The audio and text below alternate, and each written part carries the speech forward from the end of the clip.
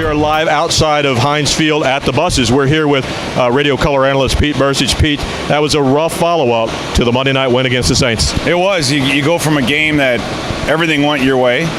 They played well, didn't make a lot of mistakes, to today. And when you're on the road, you're playing a very good Pittsburgh Steelers team. You can't make as many mistakes as they did today. And, mental, jumping on a fourth and short, things like that lead to field goals, the penalties, just too many mistakes. You've got to play mistake-free football on the road against good teams to keep the game even close, and they didn't do that today. So it wasn't necessarily about the schemes and execution as it was just guys not being mentally ready. Yeah, and I get, obviously Sam Bradford not being able to play made a difference, but you can't pin this loss on Case Keenum. He did the best he could with what he was given. Yeah, there's no question. In fact, we didn't really get a good, honest look at how well he could do, because I don't think he was ever in a position or a time in the game that everything was on his shoulders. He started out slowly, but so did Roethlisberger. He had a couple touchdown passes, but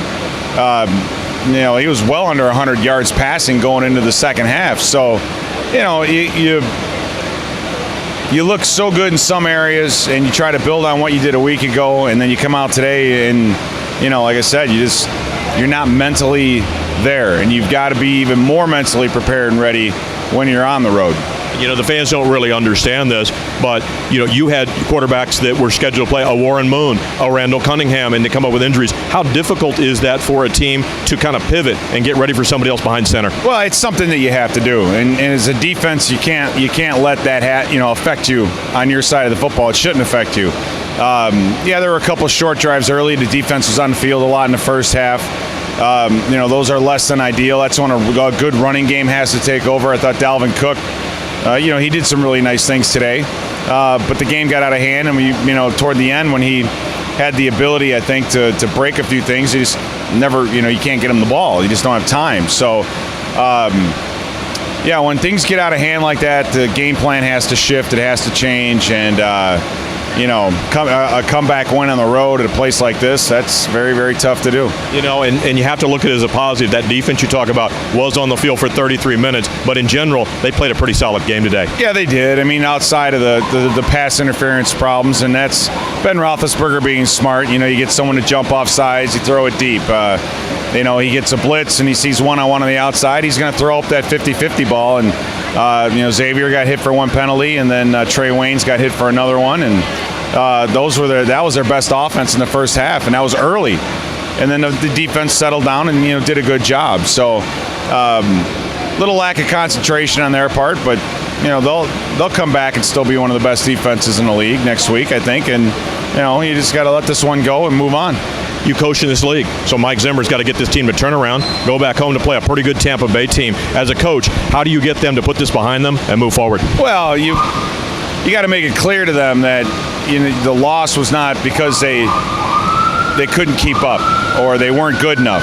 You have to let them know that no team is good enough to overcome all the things that they did.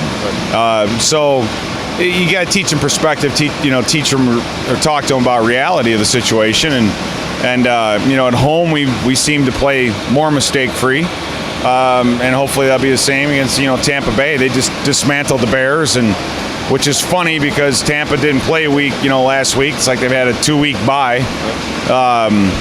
Figured they'd be a little bit rusty, but apparently they're not. So it's going to be a pretty good, fired-up Tampa Bay team coming up to Minnesota next Sunday. No doubt. And NFL, not for long to enjoy the win. Not for long you can dwell on this loss. No, you have to move on. That's just the nature of the beast. It's too early in the season, to do that. So 1-1 right now. It is what it is. You root for the Falcons tonight and go from there. Sounds good. And before we sign off from Heinz Field, you and I realize we've got a Viking friend at home, character actor Ivar Brager, his wife Jane. They've got a daughter Izzy that's in the hospital going through some rough time. We want to make sure that we wish you the speediest recovery for both Pete and myself, and we'll be in touch to give you our thoughts and prayers. So until next week, I'm Tom Moore. That's Pete Bercich.